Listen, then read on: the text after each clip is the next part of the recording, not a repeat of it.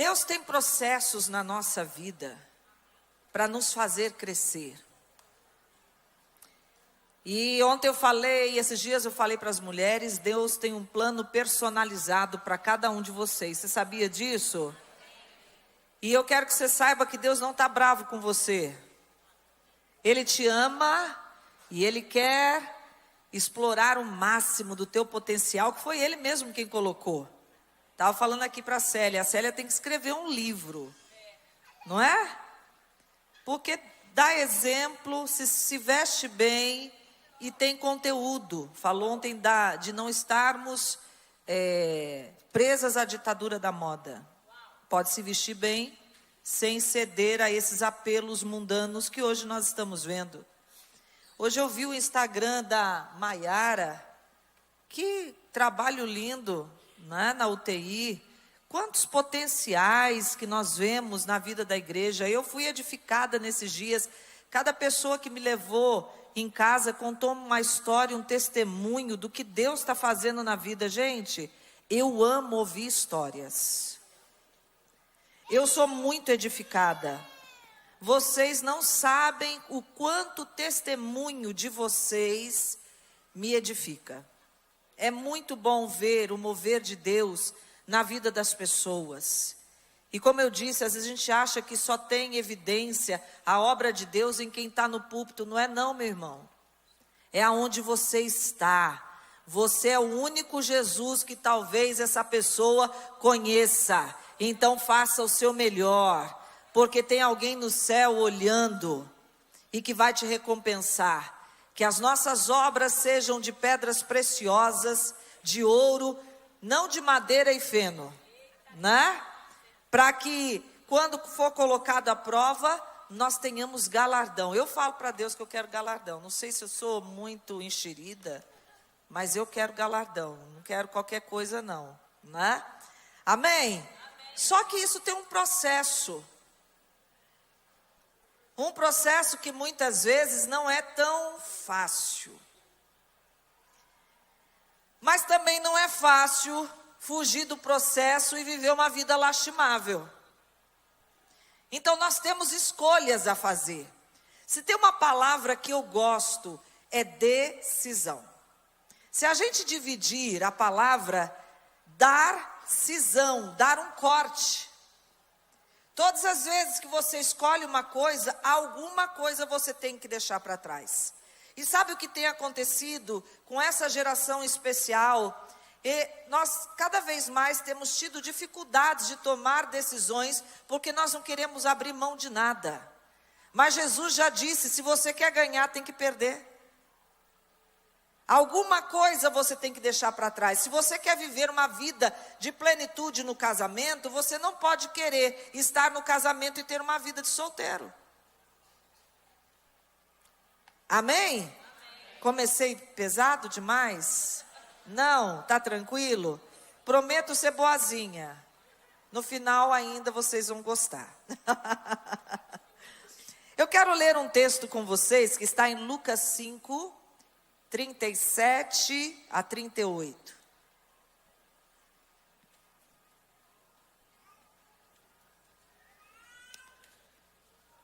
Lucas 5, 37 e 38. Diz na minha versão: e ninguém põe vinho novo em odres velhos. Se o fizer, o vinho novo romperá os odres e será derramado, e os odres serão arruinados. Mas o vinho novo deve ser colocado em odres novos, e ambos juntamente se conservarão. Quando a gente ouve esse texto, a gente logo pensa no enchimento do Espírito. Na verdade, o vinho novo, o vinho do Espírito, a novidade de vida que o Senhor tem para nos dar. Eu quero ampliar esse conceito hoje, não só atribuindo ao vinho novo do Espírito, mas de coisas novas que Deus quer que você comece a viver. Deus tem algo a mais que muitas vezes nós limitamos. E às vezes quando nós lemos esse texto, nós fixamos muito mais no vinho. E realmente o vinho do Espírito, na figura aqui da unção do Espírito, merece honra na nossa vida. mas o vinho já está pronto. O grande segredo aqui do texto é o odre, a qualidade desse odre, se ele é novo ou se ele é velho. E o odre aqui é a figura da nossa alma. A nossa alma é ela que administra tudo, inclusive as nossas disposições espirituais. Na minha época de algum tempo atrás, pouco tempo atrás, né, de infância, adolescência, dentro da Igreja Batista, eu sou da Convenção Batista Brasileira, né, ou era da Convenção Batista Brasileira, nós não ouvíamos muito falar em alma, era espírito e carne. Não se tratava alma, não se falava. Quando eu comecei na psicologia, eu enfrentei muito preconceito. As pessoas diziam que todo psicólogo é humanista. Gente, se tem uma coisa que eu não sou, é humanista. Graças a Deus. Agora, realmente, fazer um curso de psicologia, na verdade, hoje, qualquer faculdade está cheia de humanismo. E os crentes precisam ser realmente firmados na palavra para não deixar ideologias outras tomarem o seu coração. Amém? Nós precisamos entender, e aí quando eu estava na igreja, na infância, a gente via um monte de crente que tinha salvação, mas cheio de pereba, dando trabalho para o pastor. Né? Eu mesma, acho que eu não dei muito trabalho para o pastor, mas eu era cheia de pereba. Cheia de traumas, de conceitos equivocados a respeito de mim, cheia de medos, de culpas. E a minha alma, eu sou convertida desde os 8 anos de idade, me batizei com 9, com 13 anos Deus já tinha um chamado para a minha vida, mas desde sempre Deus está tratando a minha alma nesse processo. Eu estou um pouquinho melhor agora, né? Mas já foi bem difícil. Deus tem feito algo no meu odre. Só que esse processo nem sempre, como eu disse, é um processo fácil. Mas é porque eu decidi e eu disse para Deus que eu quero receber o novo. E eu acredito que você que está aqui hoje, está porque quer o novo de Deus. Se você veio por mera religiosidade, que hoje Deus te desperte, porque Deus tem uma novidade para fazer na sua vida. Quem recebe? Dá um aplauso a Ele. Então vamos tratar nossa alma um pouquinho essa noite. Eu atendi uma vez um empresário bem-sucedido, uma empresa que cresceu muito. Eles já tinham frotas de caminhões por causa dos produtos que eles transportavam, das coisas que eles faziam. E eu conheci esse empresário e a família deles quando eles tinham negócio no fundo do quintal. Era só ele, o pai, a mãe e as irmãs. Ele é o filho mais velho e eles cuidavam do negócio no fundo do quintal. Uma família que trabalhou muito, que tinha o objetivo justamente de crescer. Ninguém trabalha para continuar do mesmo jeito, não é verdade? A gente não trabalha, a gente dá duro, porque a gente quer algo mais. E eu acho que só querer a manutenção de alguma coisa é altamente frustrante. Não combina comigo. Eu só quero manter isso aqui, tá bom. Para mim não funciona. Eu quero ser sempre agradecida a Deus, mas eu tenho uma coisa de querer sempre mais, não numa arrogância ou numa ambição humana, desenfreada, mas é porque eu acredito que Deus quer dar mais. Eu acredito nisso, apóstolo. Por isso que eu gosto das suas mensagens lá no Instagram. Tem que despertar a mentalidade do povo para entender que riqueza é o mínimo. Isso é tão básico. Deus tem muito mais para fazer e a gente se trava já nesse assunto. Deus é poderoso. Deus é um Deus de ressurreição. É um Deus de milagres, sinais, prodígios, maravilhas. Ele quer te dar muito mais, irmão. Quantas pessoas aqui são marcadas por milagres? Deus quer te lembrar isso hoje. E eu atendendo esse homem, ele me pediu ajuda, foi ao meu consultório pedir ajuda, porque ele já estava entrando numa depressão.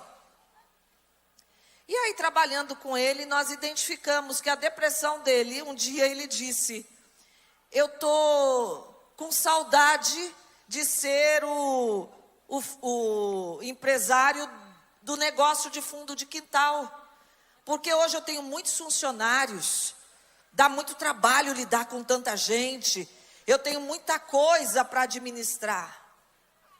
Olha só, ele recebeu o novo, ele trabalhou pelo novo, mas o odre ainda era velho. Não comportou o sucesso natural do trabalho dele. A mente dele, a alma dele não comportou. Eu quero que você pense aqui nas suas situações. Às vezes a gente está sonhando com uma promoção no trabalho que vai te dar mais responsabilidades, mas você já está reclamando do que você tem que fazer. Irmão e irmã, deixa eu te dizer, uma das características de alguém que quer ter sucesso é sempre fazer um esforço a mais. É uma pessoa que sempre entrega um pouco mais do que lhe é pedido, que vai sempre além. A gente tem que sair um pouco dessa mentalidade de simplesmente chegarmos, batermos o ponto, fazermos a nossa função, fecharmos o dia e ir para casa. Se você quer algo mais, entregue um pouco mais. Qual é a sua melhor dedicação? Você está preparado para o novo? Eu falei esses dias com as mulheres, às vezes nós queremos coisas tão grandes diante de Deus, como eu fui confrontada com essa realidade, e Deus falou: Adriana, mas você não está conseguindo lidar com algumas coisas básicas do seu dia a dia, e você quer ser essa mulher poderosa, com ministério extraordinário? O que é isso? Tem alguma coisa errada. Tem certeza que você está pedindo isso? Tem certeza que você quer ir mais além? Tem certeza que você quer viver em aeroportos?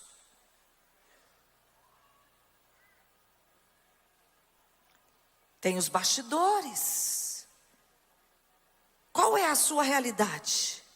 Que coisas você está pedindo para Deus, que o que você já tem que administrar, você já está reclamando? Deus quer que você seja um odre novo. Diga: eu quero ser um odre novo. Amém?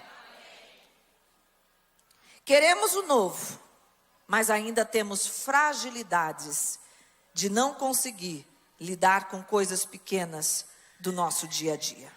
Mas Deus vai fazer o que Ele precisa fazer. Às vezes a gente dá mais voltas do que necessário, mas se temos o desejo de crescer, Deus vai fazer. Então vamos entender o processo do odre novo. Salmo 119, versos 81 a 83. Não vou ler o Salmo 119 todo não, fiquem tranquilos. Só 2 versículos aqui. Esse salmo, para mim, é um salmo muito especial. Se você olhar o Salmo 119, é a exaltação da palavra de Deus. O salmista exalta o quanto a palavra de Deus é boa, o quanto ela muda a vida. Tem um versículo que ele fala, que Deus me deu quando eu comecei na psicologia, apóstolo. Eu tinha uma supervisora, e Deus um dia me deu esse versículo, que pela palavra dele, ele me tornaria maior até do que os meus mestres. E chegou um momento do consultório, que eu e a minha supervisora não conseguíamos mais dividir a mesma sala, porque eu já tinha tantos pacientes quanto ela. Deus nos faz assim, o poder da palavra. Mas tem um momento aqui do salmista que ele vai reconhecer algumas coisas que pode ser um processo na sua vida. A minha alma desfalece aguardando a tua salvação, porém espero na tua palavra. Os meus olhos esmorecem de tanto esperar. Você vai ouvir muito espera aqui. Por tua promessa, e pergunto, quando me consolarás? Já me assemelho a um odre na fumaça, mas não esqueço dos teus decretos. Você já fez essa pergunta para Deus? Senhor, quando que o Senhor vai me consolar? Eu já fiz. Quem já fez? Quando que isso vai passar, Senhor? Quando que isso vai acabar? Nossa, quase ninguém. Que igreja top, meu Deus. Né? Ninguém sofre. Que delícia. Alguém já fez essa pergunta para Deus? Ah, aumentou. Glória a Deus. É bom saber que não é só eu. Eu pensei que eu sofria tanto porque eu era muito mais pecadora. Eu já me fiz de vítima, gente. Já fui assim artista global. Achei que estava bombando na presença do Senhor, que Ele ia descer do trono e ia falar: filha, hoje tá difícil mesmo. Vou te atender. Né? Ele me deu um safanão. Que comigo ele trata assim, comigo e com o apóstolo Paulo, que nós dois não somos boa coisa. Nós, né, irmão? Você entende as minhas dores, né, querido? O Wagner entende de uma outra forma. O Wagner é mais do lado da Dulce, é querido, né?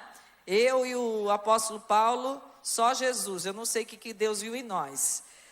Esse é o processo de fazer o odre novo, de nós passarmos por dores, das quais Deus precisa trabalhar em nós. Essas perguntas que nós fazemos, e está tudo certo, Deus está pronto para responder. Chega uma hora que Ele vai mandar você parar de chorar, pode ter certeza. Quando o povo estava chorando lá por Moisés, chegou um momento que Ele chamou Josué e falou: chega, já choraram bastante, não te mandei eu, esforça-te, tem bom ânimo, enxuga a lágrima e vai. Tem hora que Deus faz assim, tem hora que Ele acolhe, né, vê que é o momento do consolo, mas tem hora que Ele fala: agora chega, levanta. Porque tem um momento do nosso choro, tem uma linha muito tênue entre o choro da dor que nós podemos ter por alguma perda, mas se passar do tempo, torna uma dor de vitimização. E quando passa essa linha, geralmente nós não queremos ser consolados. É aquela pessoa que às vezes entra até num quadro mais depressivo e que ela acha que ninguém está entendendo a dor dela. Você vai consolar, não, mas você não está entendendo o que eu estou passando. Não, mas minha irmã, que tal a gente fazer assim? Não, é porque você não está passando. É fácil falar. Já conversaram com alguém assim? Né? Eu já tive nesse estado de achar que ninguém estava me entendendo. Que eu tinha todos os motivos para chorar e ficar naquele momento ali, porque ninguém entendia o que eu estava passando.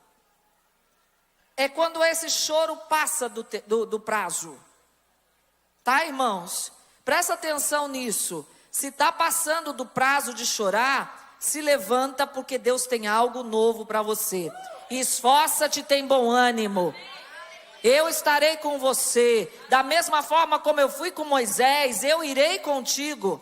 E ele repete essa mesma orientação através de Jesus lá no Novo Testamento. Eis que estou convosco todos os dias, até a consumação dos séculos. Se é para Ele, melhor esse aplauso.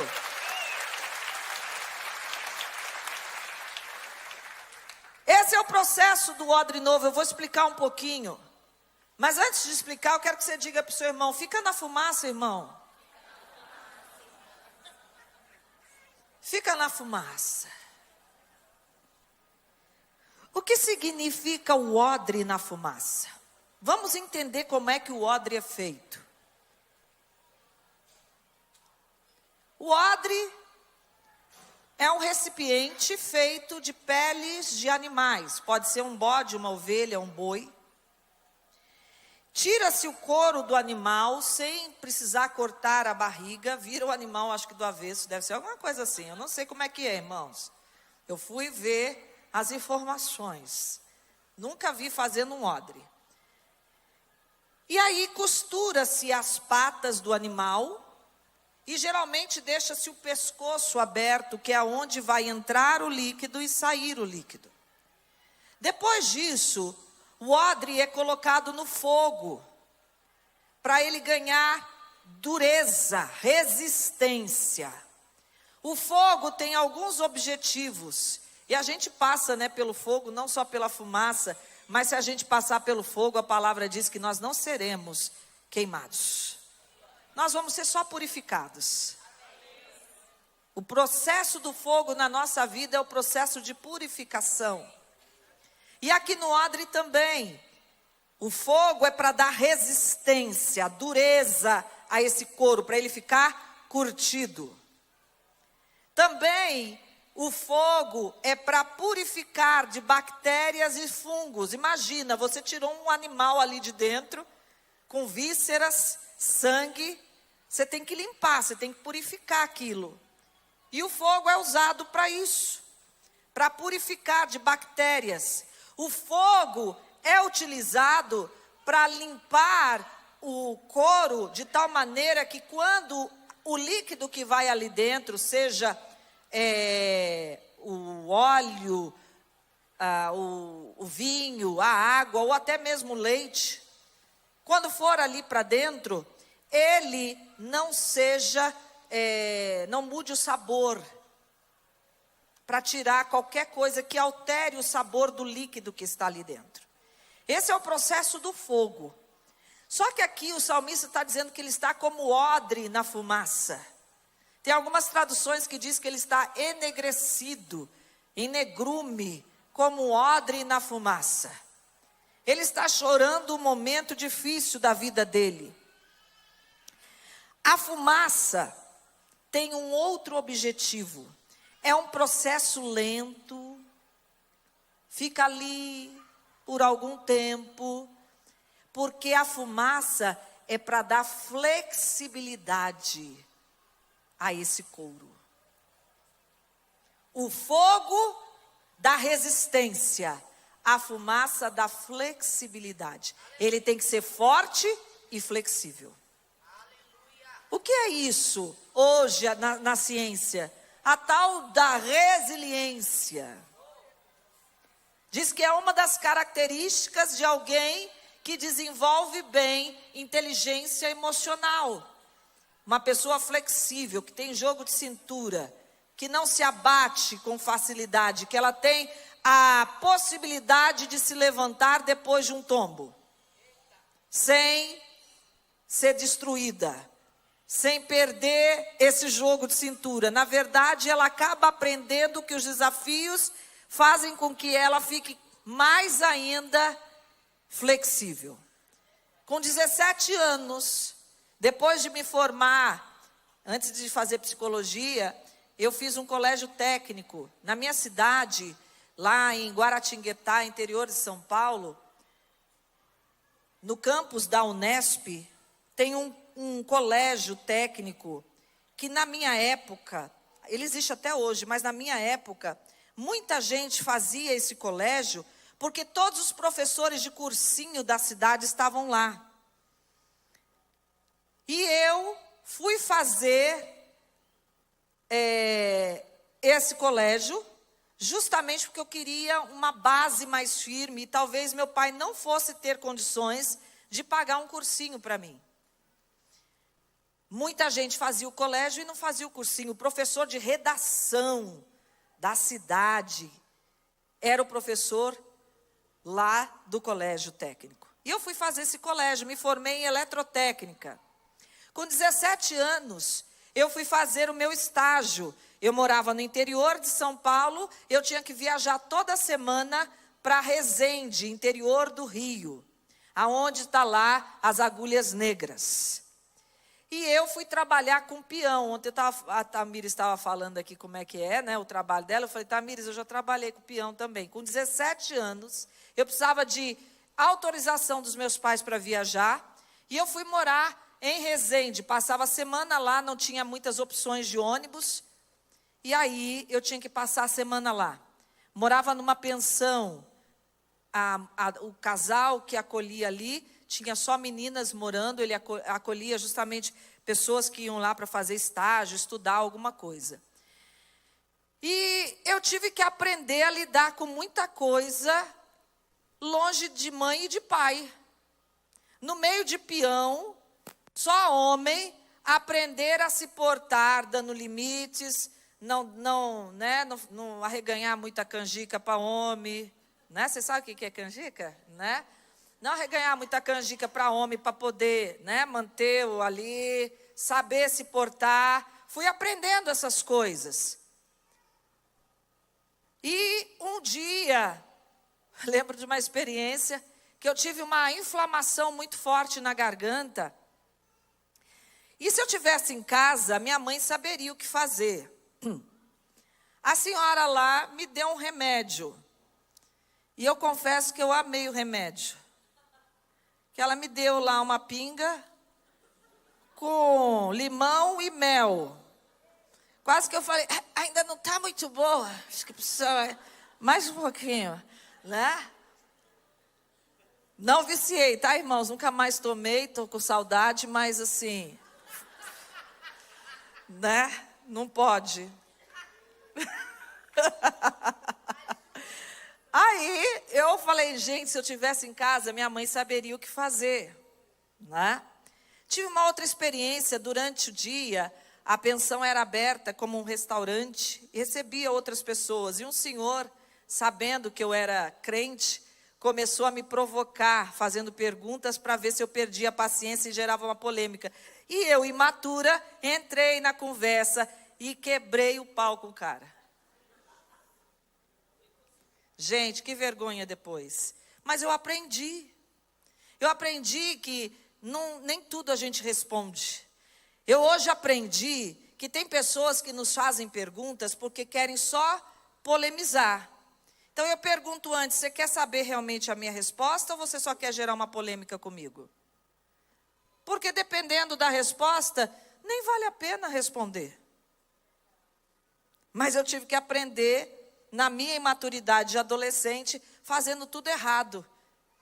Se tivesse alguma possibilidade daquele cara ser convertido, eu acho que eu acabei com todas, né? Porque pelo meu testemunho ali, não foi bom. São coisas que a gente passa. E eu estou contando hoje aqui porque isso foi importante na minha trajetória para Deus transformar a minha vida, mas não foi fácil. Esse era o nível de guerra lá, com 17 anos. Durante a minha trajetória, eu já passei por outros momentos de guerras maiores. Os meus 2 filhos são fruto de ressurreição. Meu primeiro filho, com 1 ano de idade, adoeceu em Manaus, pegou um rotavírus e precisou ser internado para ser hidratado, porque ele vomitava e tinha diarreia, então precisava tomar o soro na veia, porque nada parava no estômago. E no hospital pegou uma bactéria oportunista, fez um quadro de septicemia, né, que é uma infecção generalizada, teve que fazer diálise. E chegou ao ponto dos médicos falarem que já estava, naquele momento, inclusive, de desligar as máquinas. Deus teve uma conversa comigo. E ele me perguntou, Adriana, esse filho é seu ou é meu? Porque eu chorava em casa, todas as vezes que eu ia para casa, eu chorava e falava, eu quero meu filho de volta. O meu filho, não era nem do Wagner, era só meu. E Deus começou a trabalhar comigo. Naquela semana que ele adoeceu, eu tinha acabado de pregar na igreja em Manaus sobre a entrega de Ana, do filho. E Deus começou a me lembrar tudo isso. E aí? E essa palavra que você pregou? Esse filho é meu ou é seu? Quando chegou nesse ponto dessa conversa, que ele deixou eu chorar bastante, eu falei, ok, Senhor, ele é seu. O Senhor pode me devolver ou o Senhor pode levar. Mas eu quero que o Senhor só me ajude numa coisa, que eu não fique amargurada depois. O Senhor me ajude a fazer, se o Senhor levar, que o Senhor me ajude a fazer esse processo de continuar fiel ao Senhor, porque eu sei que sem Ti eu não tenho mais outra opção. E Deus ali foi mostrando algumas coisas, Ele devolveu, amém? Mas Deus foi mostrando para mim que eu nunca estive no controle. Eu achava que era uma mãe que podia controlar tudo. Mãe de primeira viagem, altamente neurótica, super protetora, e Deus me ensinou uma lição. Adriana, você não está no controle, eu quero te dizer, inclusive, que você nunca esteve. Eu precisei aprender essa lição, irmãos, para transportar para outras coisas da minha vida, porque senão eu seria neurótica em muitas outras coisas. Meu segundo filho, que é casado aqui com a Jéssica, ele ficou mais ou menos, o Vaines que não sabe contar o tempo, mas ele falou, demorou, Adriana, eu às vezes acho que foi uns 15 minutos, para ele voltar a viver. Os médicos fazendo ali o processo de ressurreição, né?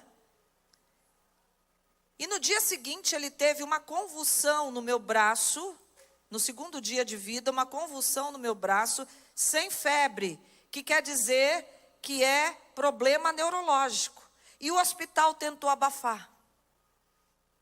Fez parecer que eu era louca. Na verdade, eles sempre fazem parecer que a gente está vendo coisa demais. Porque eles querem se proteger.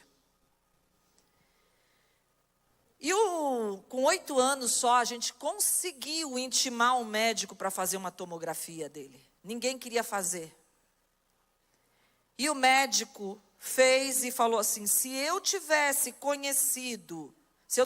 conhecido a criança antes de ver a tomografia, pela tomografia, o seu filho era para viver em estado vegetativo. Ele não tem partes do cérebro. É notório assim, um leigo olha a tomografia e vê. E meu filho hoje é um paratleta. Ele corre, hoje ele é o 3º tempo no Brasil, nos 100 e nos 200 metros. Amém? Você pode dar um aplauso ao Senhor? Mas são provas, e eu estou ainda numa prova.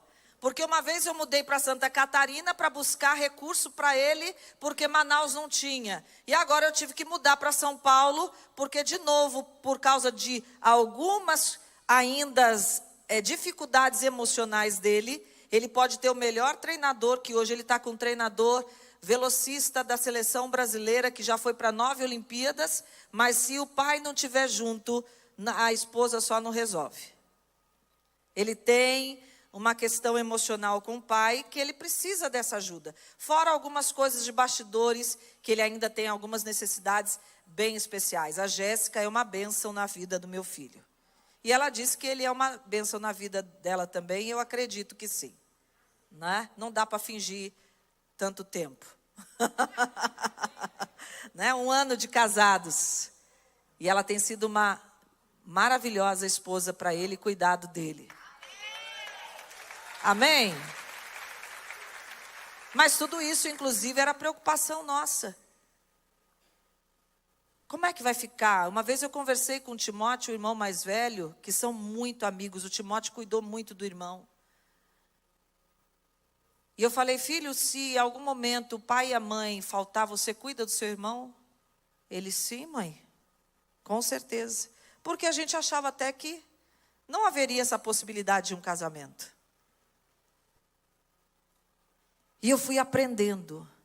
Já passei por problemas financeiros, já passei por tanta coisa. E Deus me ensinou uma das coisas que Ele me ensinou, além de que eu não estou no controle, é que um dia tudo passa. Eu quero dizer para você, irmão, que essa prova que você está, ela vai passar. Vai passar. E o melhor, quando passa, eu quero dizer que problema parece que quando vem em turma, né? Vem junto. Mas a bênção quando vem também, vem em multidão. E é o novo que Deus está preparando para você. Eu estou no teste aqui, irmãos, eu estou na fumaça. Hoje eu acordei com uma saudade tremenda de Manaus, das minhas discípulas, da minha casa. Esse ano, o final do ano passado, eu ganhei uma casa. Uma casa com 4 suítes. Eu achei que o empresário que nos abençoou, um discípulo nosso, nós não pedimos nada. Ele falou, Deus mandou eu dar uma casa para vocês. Eu achei que ele ia dar uma edícula. E Deus falou assim, não seja ridícula. Eu não vou te dar edícula, eu vou te dar uma casa. Né? E eu estava começando a desfrutar da casa. Acabei de comprar alguns móveis. Vendi tudo. Vendi tudo. A casa vai ser alugada e eu estou em São Paulo numa missão. Que eu acredito que é um propósito de Deus na minha vida. Eu acredito que eu vou tirar alguma vantagem disso. Deus não me colocou nessa situação para me espizinhar. Ele quer dar algo novo para mim. É essa a expectativa. Qual é a situação que você está passando? Qual é a situação? Está difícil? Pois eu quero dizer que o tamanho da renúncia que você tem que fazer agora, nesse momento, determina, na verdade, o tamanho da colheita que você vai fazer. Eu não mereço nada, mas eu acredito que Deus me deu essa casa, apóstolo, porque eu dou casa para todo mundo. Eu ponho todo mundo dentro de casa. Minha mãe diz que eu sempre fui assim. Eu vi um gatinho na rua, eu trazia para casa. Aí eu comecei a fazer isso com gente agora. A Jéssica não é a primeira que mora na minha casa. Mas eu nunca pensei que eu fosse fazer isso. Nunca assim, eu tenho o dom de hospitalidade. Esse é o meu ministério. Não, eu vejo a necessidade e falo, gente, eu posso ajudar, né? Vamos fazer alguma coisa. Assim não pode ficar. E esses dias Deus me lembrou, eu quis te dar uma casa, porque você deu casa para outras pessoas. Nenhuma oferta diante do Senhor fica sem Ele te recompensar. E colocar pessoas dentro de casa não é fácil. Não foi fácil com a Jéssica, não foi fácil com outras pessoas. Mas aí, estou colhendo fruto agora. Ganhei uma nora. Me deu muito trabalho, irmãs. Orem por mim. Me deu, mas hoje me dá muitas alegrias. E aí, né, cuidar do filho. Se mexer com o filho da gente, né? Fizer um negócio bom, pode, a irmã ganhou o galardão já, meu. Né? Essas são as provas que nós passamos. E eu sei que você tem as suas. E talvez você tenha chegado hoje aqui, inclusive, pedindo a Deus uma resposta para essa situação que você está passando. Mas eu quero dizer para você que Deus está vendo tudo. E que Ele vai mudar a sua sorte. Viu, minha irmã? Deus vai mudar a sua sorte. É só o processo do odre. É porque é grande demais o que Ele vai derramar na sua vida. O novo que Ele tem na sua vida, não só a unção do Espírito Santo, mas todas as bênçãos que Ele tem para dar para você. Eu estou meio empolgada aqui, não sei meu tempo, sei lá, já passei? Não, né? Estou terminando. Obrigado. Quando eu terminar, eu quero que vocês façam assim, para eu acreditar que vocês queriam que eu continuasse falando. O salmista diz que esse tempo na fumaça é desanimador, irmãos. Não é um tempo fácil. Ele está falando isso, Senhor, eu estou precisando do teu consolo. O processo do odre na fumaça é aquele momento que você não tem desejos atendidos. Que parece que Deus saiu do processo, não está falando com você. Acho que a gente vai até ter que cantar Cassiane aqui, Maiara. Né? Quando ele fica em silêncio, é porque o quê? Está trabalhando. Amém? Gente, eu era avessa a Cassiane. Mas eu entrei num momento tão difícil da minha vida, que só a Cassiane para tirar lá do fundo do poço, irmã. Agora posso, eu gosto de Cassiane, Elaine de Jesus, Midian Lima. Não sou mais batista na música. Voz da Verdade. Meu Deus, irmã. Hoje você, no final, canta tudo isso junto. Faz um pupurri aí, não sei como é que chama isso, mas é mais ou menos isso. O processo do odre na fumaça é esse momento que parece que Deus ficou em silêncio. Por isso o salmista diz: estou aguardando na tua palavra, estou aguardando nas tuas promessas. Amém? O próprio salmista está mostrando como é que a gente deve se portar no momento aonde nós estamos na fumaça. E foi uma palavra que eu dei ontem às mulheres: esperança. Não aquela esperança assim, talvez, né? Quem sabe?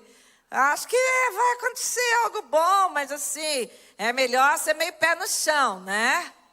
Não ficar com muita expectativa, porque para a gente não se frustrar. Deus não frustra ninguém. Porque se Ele não fizer o que você quer, Ele vai fazer algo melhor. Pode ter certeza. Pode ter certeza. É porque Ele falou, Ele vai falar para você, só isso que você queria, irmã, eu tenho mais. Irmão, eu tenho muito mais para te dar. Você pediu errado, pediu pouco. Os meus pensamentos são mais elevados que os seus. Os meus planos são maiores que os seus. Eu tenho algo muito melhor para a tua vida. Um dia Deus me chamou a um confronto, assim, Deus faz bastante confronto comigo, eu não sou muito fácil não. Um dia eu estava lá lendo o livro de Samuel, Ana de novo. Ana me dá umas casquetadas de vez em quando. E ela está indo para a igreja, né? Ela está indo para oferecer sacrifícios ano após ano. E ela vai e volta do momento de ofertar ao Senhor os sacrifícios triste.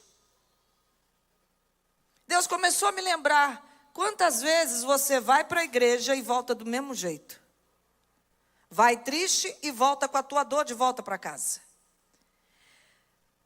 E Eucana, o marido, dava tudo de melhor para ela, porque diz que mesmo que ela não desse filhos para ele dava a melhor parte do sacrifício para Ana. E tinha uma tal de uma Penina, que, irmã, era a encarnação do capeta na vida daquela mulher, que provocava ela, por pura inveja, porque ela via que mesmo dando os filhos para Eucana, ela não tinha o amor que Eucana tinha por Ana. E conseguiu manter a mente de Ana aprisionada na dor dela que não tinha um filho. Um dia Eucana faz uma pergunta que parecia, naquele dia, que Deus tinha sentado do meu lado, olhado no fundo dos meus olhos e tinha feito a mesma pergunta. Por que você chora? Por que você está triste? Eu não sou melhor para você do que 10 filhos. Aquilo levantou Ana daquele lugar e ela começou a fazer o caminho do milagre. E me levantou. Porque Deus falou assim: isso que você está esperando aí, da minha parte, eu vou até te dar. Mas você vai ficar triste até lá? Se você entender que eu sou 10 vezes melhor para você do que isso que você espera, enquanto você espera, você já tem alegria, porque eu sou melhor para você do que tudo que você deseja. Se é para ele, tá fraco.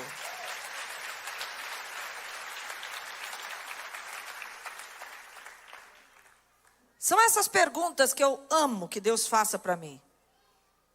Para me tirar desses lugares que eu às vezes insisto em ficar lá. Esse é o processo do odre. Deus quer que nós tenhamos esperança. E uma esperança firme. E eu vou ler o texto que eu li ontem para as mulheres em Hebreus 6,19. Que diz: temos essa esperança como âncora para nossa alma.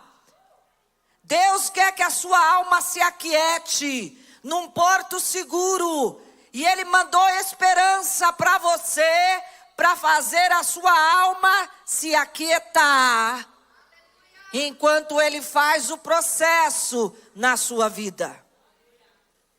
E diz que essa âncora é segura e firme.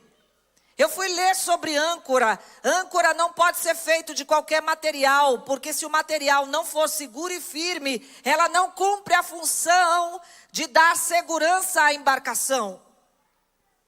E o autor de Hebreus está usando essa figura. Nós temos essa esperança como âncora da nossa alma, segura e firme, pois ela não pode falhar, nem se desfalecer sobre quem se apoia nela. Diga: eu me apoio na esperança que há em Deus e a sua palavra, que vai além e penetra o interior do véu e entra na própria certeza da presença de Deus. Essa âncora é a certeza de que Deus está conosco enquanto nós estamos na fumaça. Enquanto nós estamos no processo de ganhar essa flexibilidade. O processo do odre na fumaça é um processo de desenvolver fé e esperança. Porque fé, irmãs e irmãos, é um músculo. Você só vai ter fé se você treinar a fé. E como na academia você não chega pegando 30 quilos, você começa com as coisas que você dá conta. Consegue pegar só 3 quilos? Beleza, começa por aí. Porque quem começa já pegando 30 quilos, se estraga todo no processo. Deus está dizendo: eu estou contigo e vou te ajudar no treinamento da fé. Começa por onde você consegue, porque se você treinar bastante isso, você vai ser colocado aonde eu quero que você seja colocado e a tua fé vai aumentar. Porque acreditar no que você já está vendo, eu não preciso ter fé para acreditar que ali tem uma cadeira, eu estou vendo que tem uma cadeira. É acreditar nesse momento que você está sofrendo, que você está na fumaça, como o salmista diz: eu espero nas tuas promessas. Amém? Amém. Em Salmo 106, eu estou terminando. Obrigada. Eu estou terminando. Em Salmo 106, vemos o povo alegre pelos feitos do Senhor. É um salmo de exaltação a tudo que Deus fez por eles. A saída do Egito, eles começam a falar da saída do Egito, a abertura do Mar Vermelho. E diz no Salmo 106 que por causa de tudo que eles viram, eles começaram a crer nos planos do Senhor. É fácil crer nos planos do Senhor quando você está vendo os milagres acontecer. E enquanto eles estavam vendo tudo acontecer, eles estavam cheios de fé, de ânimo, de tudo que Deus ia fazer. Mas chegou o tempo deles irem para a fumaça. No verso 14 e 15, diz assim: mas deixaram-se levar pela cobiça no deserto e tentaram a Deus com seus insistentes desejos no deserto. E ele, Deus, lhes satisfez o desejo. É o hebraico, está fluindo. Aí, português fica meio difícil. Mas lhes deu magreza de alma. A alma definhou. Quando e eu estava nesse processo com meu filho, quando a gente às vezes quer proteger demais os filhos e dar tudo o que eles querem, a gente acaba fazendo com que eles tenham uma alma magra. Uma alma que definha diante dos desafios. Você dizer não para o seu filho é a maior bênção. Ele vai começar a aprender a lidar com frustração desde pequeno. Eu atendi um jovem no meu consultório que queria tirar a vida porque a namorada terminou o relacionamento. E sabe qual foi o meu processo com ele? Sem ele saber, eu estava dando alguns conselhos que a minha mãe me deu. Quando eu levei fora em relacionamento, que isso é quase que impossível, mas aconteceu. E que eu fiquei com dor de cotovelo, minha mãe disse assim para mim: dói mesmo. Vai chorar, mas vai passar. Vai nada, vai, um dia passa. E você vai ver, inclusive, que foi um livramento.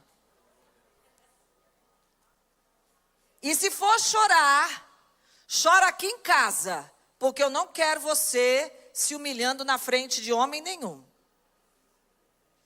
Então, na frente do cara, não, nem estou sentindo, né? Morrendo de vontade de agarrar. Mas precisamos aprender a ensinar os nossos filhos a frustração. Quando nossos pedidos são atendidos de imediato por Deus, quando não são atendidos de imediato por Deus, é porque Deus está preparando a nós como odres. Ele quer que você tenha uma alma gorda. Uma alma gorda é uma alma fortalecida. Magreza de alma é uma alma que não sabe lidar com desafios.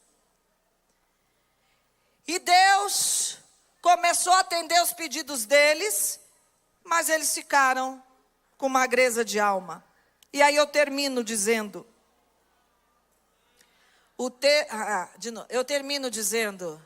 eles já estão até ali me esperando, já estão fazendo pressão para eu terminar, gente. Eu já olhei ali, estou fazendo leitura ali, a Tamiri já está falando, meu Deus, essa mulher não para de falar.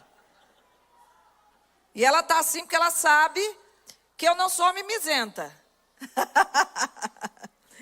E será, Isaías 10, 27, e será naquele dia, olha o que Deus diz, que o fardo do assírio se apartará dos vossos ombros. Vai ter um dia que Deus vai tirar o jugo de sobre você, e o jugo do vosso pescoço. O jugo será destruído por causa da unção fresca. Olha aí o novo de Deus. Da gordura em vossas almas. Na versão amplificada diz, da gordura em vossas almas, que impede que o jugo seja ajustado, preso ao pescoço. Uma alma gorda, imagine um pescocinho gordinho, não cabe cadeia. Deus está falando porque a sua alma é gorda, quando eles tentarem prender, não vai caber o tamanho da cadeia que o assírio, que o inferno quer colocar em você. Eu estou dando a vocês gordura na alma, enquanto vocês estão sendo preparados como odre novo, para que vocês não estejam presos em nada e as conquistas desse novo venham de forma sobrenatural.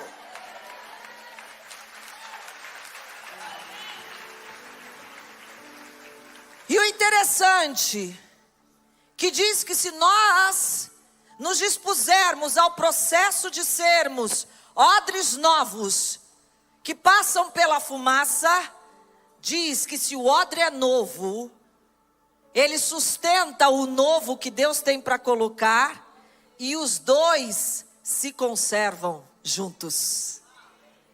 Você vai conservar o novo de Deus na sua vida, e Deus vai fazer com que cada vez mais esse novo também seja conservado em você, e você se torna um com Ele, cooperador com Ele. Todo problema resolvido na sua vida, meu irmão, já se torna uma mensagem de esperança a outros. Deus quer nos ensinar a sermos resolvedores de problema, porque quando a gente aprende a resolver problemas, nós estamos a um passo de estarmos servindo a Deus nos lugares altos, como José esteve só abaixo de Faraó. Porque aprendeu a resolver problemas e aprendeu a sonhar. Mesmo na prisão, continua sonhando. Mesmo estando na fumaça, continua sonhando. Resolvedores de problemas. É essa unção que Deus quer sobre a sua vida. Eu quero te fazer uma pergunta. Você quer ser esse odre? Irmão, deixa eu te dizer uma coisa. Você já está no processo. Então nem rejeita. Se entrega logo. Vai ser melhor para você receber o novo de Deus. Quem quer isso para a sua vida? Vá se colocando em pé.